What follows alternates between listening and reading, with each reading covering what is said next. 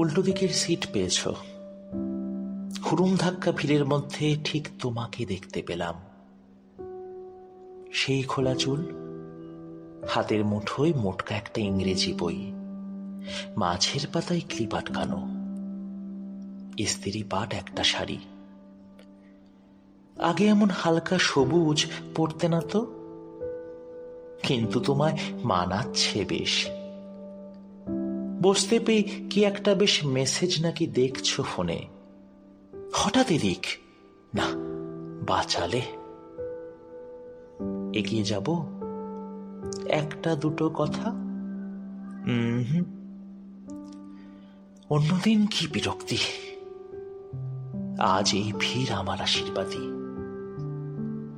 কেবল ধাক্কা ভিড়ের মধ্যে মনে পড়ছে বৃষ্টি সেই কি যাচ্ছে তাই বিকেলবেলা, সুটকেস আর ব্যাগ গোছানো। কত নাবার বোঝাচ্ছি, আর হাত ছাড়িয়ে তুমিও তেমন একের পর এক চিঠির বাক্স, জন্মদিনের সব উপহার ছুঁড়ে ফেলছো মেঝের ওপর। দেখতে দেখতে মেঝে ফাটল।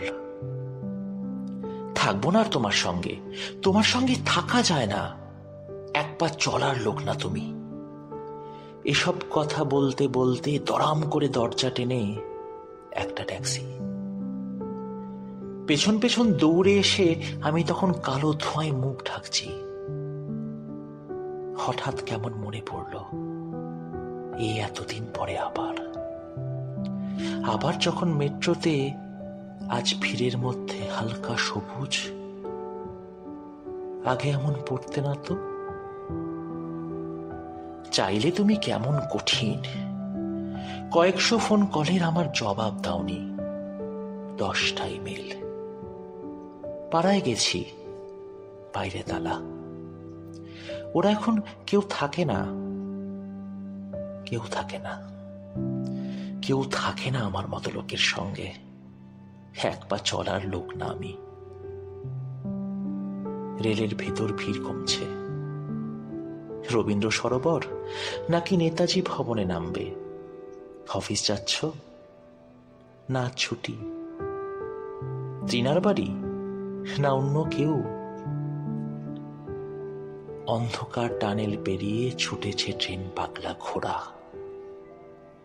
একই দিকে যাচ্ছি, কিন্তু কেউ কারো আর কখনো না। এ কি তবে সঙ্গে যাওয়া?